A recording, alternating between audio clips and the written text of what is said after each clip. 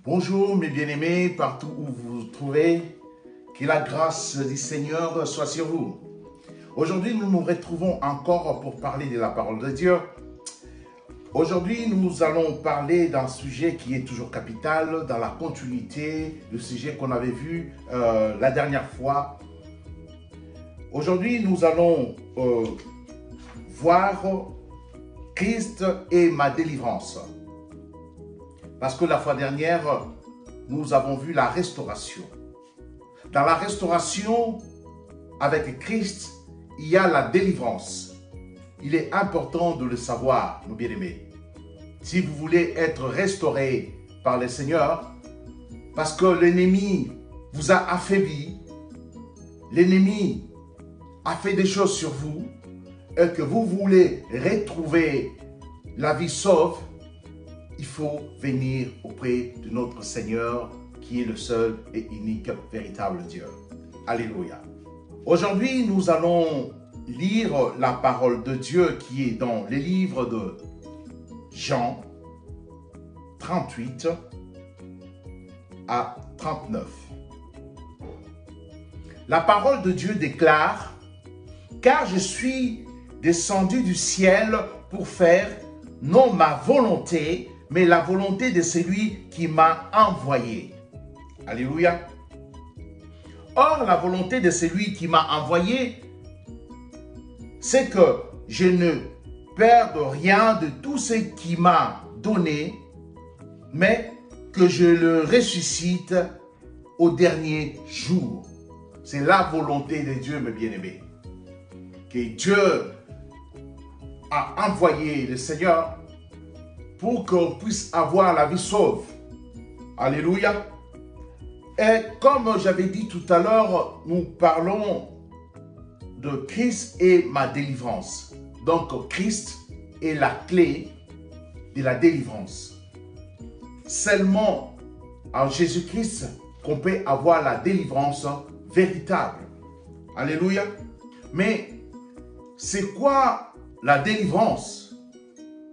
La délivrance, pour ne pas être trop académique, cela veut dire l'action de délivrer. C'est donner la liberté à quelqu'un qui est en prison. Donner la liberté à quelqu'un qui est en prison. Et nous savons que la prison, c'est un lieu où on met des délinquants. Là, c'est la prison, je vous parle de la prison physique. Parce que nous allons définir trois sortes de prisons. Il y a la prison physique. Donc, quelqu'un, le juge a condamné parce qu'il a fait quelque chose. On va interdire pour qu'il soit libre. Il ne peut pas se mouvoir comme il veut. Il ne peut pas se toucher quand il veut. Donc, il est contraint de suivre les ordres de la justice ou de celui qui l'a emprisonné. Alléluia. Là, je parle de la prison physique. La prison physique, c'est à l'image de la prison spirituelle et la prison mentale. C'est l'image. Donc, nous avons la prison physique que je viens de définir.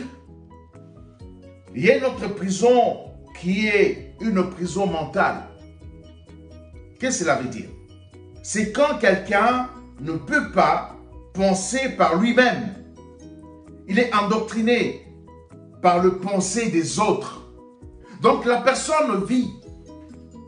Il est libre de ses mouvements. Mais il ne peut pas penser par lui-même parce qu'il est endoctriné. Il ne peut pas penser par lui-même parce qu'il y a des identités qui introduisent des choses dans ses pensées. C'est que nous devons savoir, mes bien-aimés. La première bataille spirituelle commence par la pensée. Ça commence par la pensée, c'est le terrain de guerre. C'est la pensée, mes bien-aimés. C'est pour cela qu'on doit nettoyer nos pensées. Il y a Ephésiens 6 qui nous parle de casque du salut. Il est important, mes bien-aimés, de prier pour le casque du salut. Ça va nous protéger de mauvaises choses, de mauvaises pensées. Quand nous péchons, ça commence par la pensée et ça descend dans le cœur et ça influence la personne pour pécher. Alléluia. Donc, la prison mentale est importante. Mais il n'y a que le Seigneur qui peut nous délivrer de cette prison. La prison mentale, c'est quand quelqu'un ne peut pas penser par lui-même, il est endoctriné par des pensées des autres. Ça peut être la philosophie, ça peut être aussi les idéologies. Donc, quand on est dans la prison mentale, on est transformé. Donc la personne est aliénée mentale. Ça peut être par l'idéologie, ça peut être aussi par l'esprit qui emprisonne une personne mentalement. Mais aujourd'hui, ce qui nous intéresse le plus, nous allons nous arrêter sur la prison spirituelle. Pourquoi la prison spirituelle? Elle est moins voyante, plus difficile à détecter, elle est sournoise. La personne est en prison, mais elle ne se rend pas compte qu'elle est emprisonnée. C'est ça la difficulté qui est là. Si la personne est consciente, ça sera plus facile qu'elle soit délivrée. Si elle vit dans une prison, pour elle, elle trouve que c'est normal, tout est normal. Même si on ne la surveille pas, elle ne pourra pas s'échapper. Parce qu'elle trouve que la vie est normale. C'est la prison la plus difficile, mes bien-aimés. L'adversaire ou le bourreau est invisible, mais il est là, présent. C'est qu'on va constater dans la vie de la personne, on va constater que les dégâts autour de lui. Et celui qui est spirituel, c'est celui qui comprendra que cette personne n'est pas normale. Cette personne est emprisonnée. Mes bien-aimés, la prison spirituelle existe. La prison spirituelle existe. Par des liens, par des sorciers, des occultistes et toutes les personnes qui sont très jaloux. Ce n'est pas rien, c'est une prison spirituelle. Ce sont des portes ouvertes. Pour détecter cela, il faut faire une rétrospection de la vie. Poser des bonnes questions. Vous savez, si on pose des mauvaises questions, on n'aura jamais des bonnes réponses. On doit commencer par poser des bonnes questions, mes bien-aimés, sur notre vie, notre entourage. Il y a des choses qui ne tournent pas rond, qui n'est pas normal. C'est là où on doit s'intéresser si on est en prison. Et beaucoup de gens, beaucoup de gens sont emprisonnés. Spirituellement, j'ai dit. Mais, mes bien-aimés, aujourd'hui, je ramène une bonne nouvelle. À des questions que tu es en train de te poser. Mais comment faire? Là, je t'ai dit comment savoir. Mais comment faire? Comment apporter la solution? Nous avons la solution. Parce que Jésus-Christ est la solution. Et aujourd'hui, nous allons nous arrêter un peu sur un verset prophétique. Dans le livre de Ésaïe 61, 1 à 3.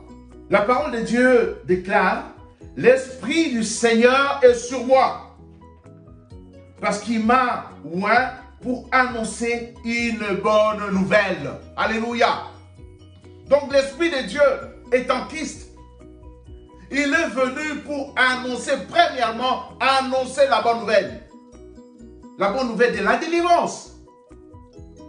Il m'a envoyé pour guérir ceux qui ont le cœur brisé. Mon bien-aimé, tu sais, quand tu regardes ta vie, ton cœur est brisé. Et Jésus-Christ est venu pour toi. Pour proclamer aux captifs la délivrance. Proclamer aux aveugles le recouvrement de la vue. Alléluia. Nous allons essayer de nous arrêter là pour comprendre qu'est-ce que cette parole prophétique voulait dire. Donc, en d'autres mots, je peux dire, c'est le cahier de charge de notre Seigneur. C'est la mission de notre Seigneur. Il est allé à la croix. c'est pour nous pardonner et nous donner la délivrance. Alléluia. Il ne veut pas que les gens se perdent. C'est à nous de prendre la décision aujourd'hui. Si nous voulons à ce qu'il puisse restaurer notre vie, si nous voulons à ce que notre façon d'être change et que le bourreau tombe et que le chêne se brise, il est important de connaître premièrement la mission de Christ. Quand on connaît sa mission, c'est comme ça on va le suivre. Alléluia. Ésaïe 61, premier verset. L'Esprit du Seigneur est sur moi parce qu'il m'a oint pour annoncer la bonne nouvelle aux pauvres ou aux malheureux. Quand on parle du pauvre et du malheureux, nous ne parlons pas d'argent. Le pauvre et le malheureux, tout simplement, là nous sommes dans le domaine spirituel, cela veut dire que dépourvu du salut, quand on parle du salut, cela veut dire être hors du danger. Donc c'est lui qui veut la délivrance, il doit chercher le salut. Il n'y a que Jésus-Christ qui donne le salut. La bonne nouvelle, c'est tout simplement l'évangile de Jésus-Christ ressuscité. Alléluia. C'est lui qui a eu la victoire sur la mort. Il est le seul qui représente pour nous la résurrection. Parce que à travers sa résurrection, il peut ressusciter tout ce qui est mort et tout ce qui est emprisonné au nom de Jésus. Parce qu'il a le pouvoir de changer de vie. Ce qui est défaillant dans nos vies, le change en force. Ce qui est faible, ce que l'ennemi a affaibli. Tous les dégâts qu'on a subis par l'ennemi, il est là pour restaurer. Amen. La bonne nouvelle aussi, c'est avoir la connaissance du Christ. Il est important, mes bien-aimés. Pour avoir la délivrance, il faut connaître Jésus-Christ. Qui il est, ses enseignements, s'approcher du Seigneur. Alléluia.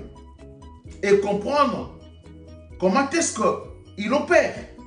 La Bible continue toujours dans Ésaïe 61. Il m'a envoyé pour guérir ceux qui ont le cœur brisé. Beaucoup de gens ont le cœur brisé. Beaucoup de personnes ont le cœur brisé.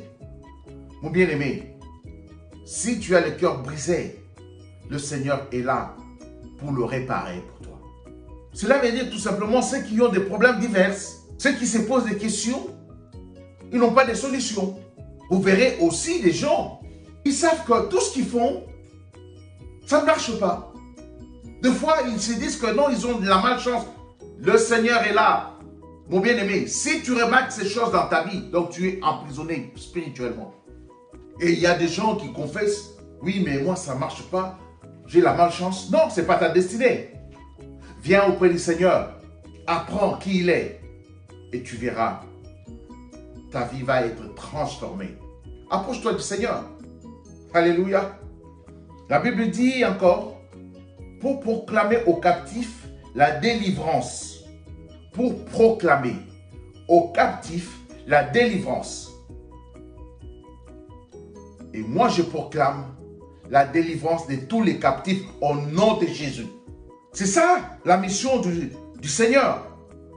Les captifs, ce sont des personnes qui sont emprisonnées. Il est venu proclamer la fin de l'emprisonnement et donner la liberté. Tu as besoin de la liberté. Accepte Jésus-Christ, bien-aimé. Il est venu délier les prisonniers. Il est venu faire tomber des chaînes dans toutes ses formes au nom de Jésus. C'est ce que j'avais dit, qu'il est difficile, mais pas impossible, de délivrer la personne qui est en prison spirituelle. Parce qu'elle ne se rend pas compte si Dieu ne fait pas grâce. La Bible continue et dit, pour renvoyer libre les opprimés, Un opprimé, c'est quelqu'un qui est accablé par la violence, par l'excès de l'autorité, de la souffrance.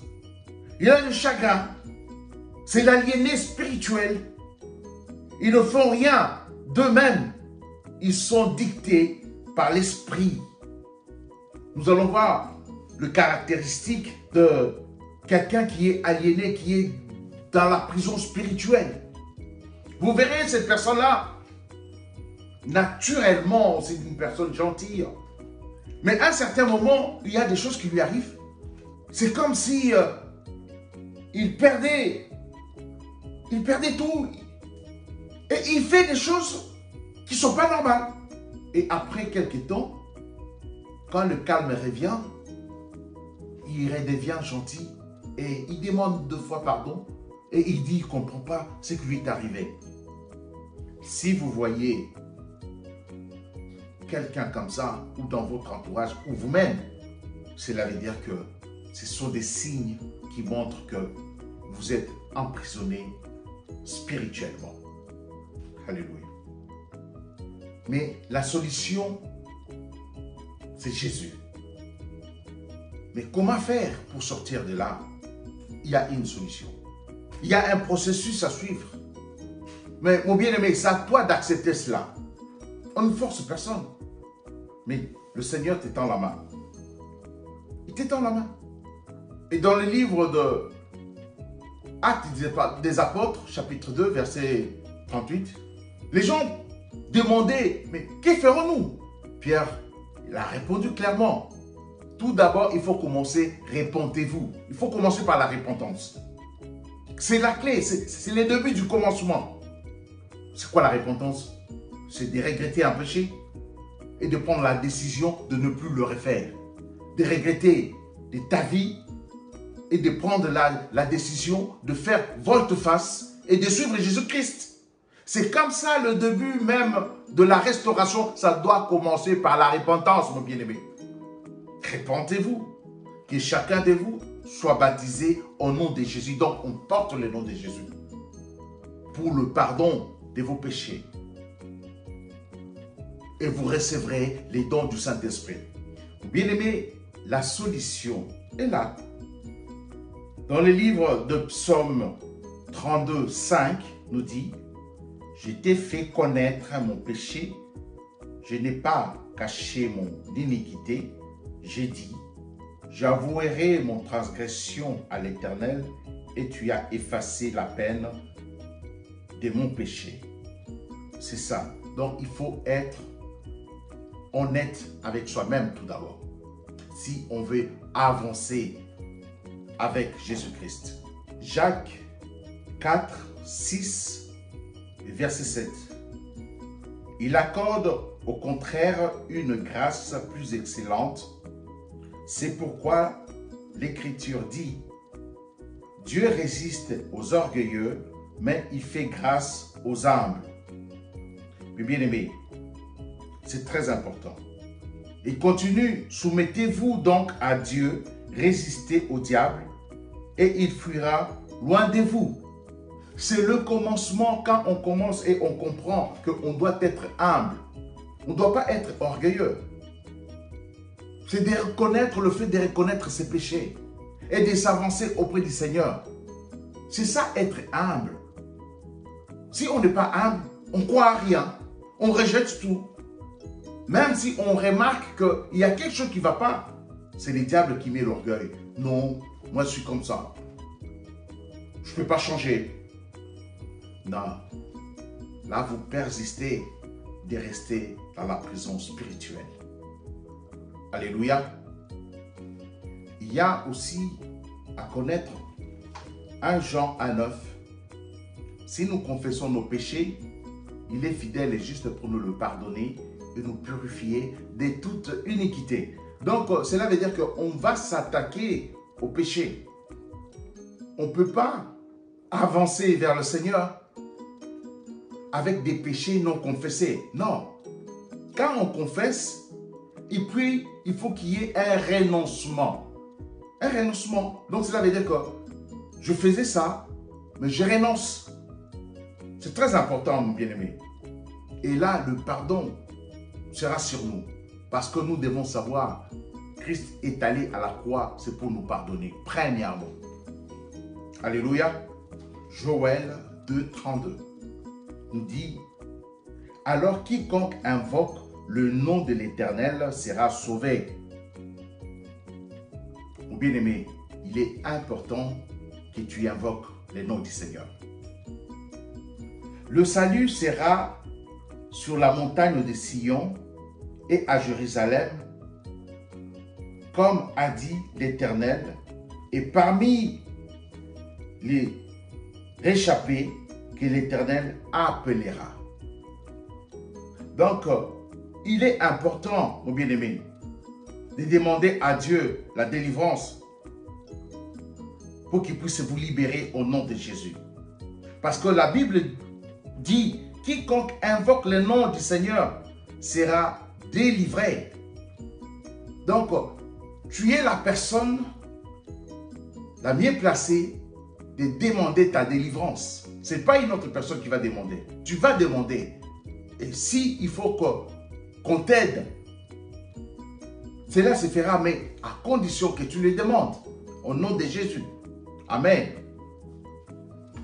Éphésiens 6, 18 nous dit, « Faites à tout temps, par l'Esprit, toutes sortes de prières et de supplications. Veillez à cela avec une entière persévérance et priez pour tous les saints. » Donc, on doit faire toutes sortes de prières. Alléluia. C'est très important. Donc, la délivrance commencera par la prière. Donc, de tout ce qu'on a dit, mais il faut prier. Donc, prier, c'est demander à Dieu sa grâce. Il y a aussi, nous devons faire la prière de combat spirituel. C'est-à-dire, nous nous adressons à l'ennemi directement, au bourreau. C'est spirituel. Il utilise les armes de soumission. Et d'utiliser les armes de soumission, le sang de Jésus, et d'étudier la parole de Dieu et de prononcer des paroles de la Bible. Cela va nous aider. Et quand on fait cette prière, on doit identifier les esprits et s'adresser directement au nom de Jésus. Et ils vont se soumettre. Parce que le Seigneur nous a donné le pouvoir de marcher sur les serpents, sur les scorpions. Il nous a donné ce pouvoir, mon bien-aimé. C'est à nous d'utiliser cela. Au nom de Jésus. Et nous avons ce pouvoir-là. Nous avons droit d'ordonner à des esprits malins de quitter le corps, d'aller dans les lieux arides au nom de Jésus. Mais tout cela, premièrement, il faut connaître Jésus-Christ. Vous savez, la chose la plus difficile, c'est garder sa délivrance. On peut prier pour vous aujourd'hui et que on chasse les démons, mais il faut garder la délivrance. Pour garder la délivrance, c'est dans la parole. Il faut connaître la parole de Dieu. Les enseignements. C'est ces enseignements qui vont te montrer quoi faire et comment faire. Qu'est-ce qu'il ne faut pas faire? Alléluia. Et nous allons prier maintenant. Mon bien-aimé, comme la parole a dit dans les Actes des Apôtres, chapitre 2, 38, répentez-vous, que chacun de vous soit baptisé au nom de Jésus pour le pardon de vos péchés et vous recevrez les dons du Saint-Esprit. Il faut commencer par là. Amen. Vous allez répéter après moi. Seigneur Jésus-Christ, ta parole dit, quiconque invoque le nom du Seigneur sera délivré. Je t'invoque, Seigneur, viens à mon secours. J'ai besoin de toi. Tu connais ma situation. Tu connais ma vie. Délivre-moi totalement. Je veux être libre et te suivre et apprendre tes enseignements et les vivre aussi au nom de Jésus. vas fermer les yeux, je vais prier pour toi. Père, ce n'est pas un hasard que la personne qui est en train de me suivre maintenant a besoin de la délivrance. Je demande que la grâce, que ta grâce soit sur cette personne. Vois la sincérité de son cœur, Seigneur. Il en a assez de sa vie. Et aujourd'hui, il est conscient qu'il est emprisonné spirituellement. Je demande, Seigneur, que tu puisses les libérer maintenant au nom de Jésus. Libère-lui, Seigneur, ainsi que sa famille. Là où il est, tu vois la sincérité de son cœur. Mets quelqu'un devant lui sur sa route pour qu'il puisse être enseigné. Si c'est une personne qui s'est éloignée de toi il y a longtemps, qu'il puisse revenir auprès de toi par la repentance et que tu puisses les toucher et les délivrer et que tu brises toutes les chaînes démoniaques, toute l'emprise de l'ennemi au nom puissant de Jésus. Alléluia. Sois béni mon frère, sois béni ma soeur, que la paix du Seigneur soit dans vos maisons ainsi que dans vos cœurs. Amen.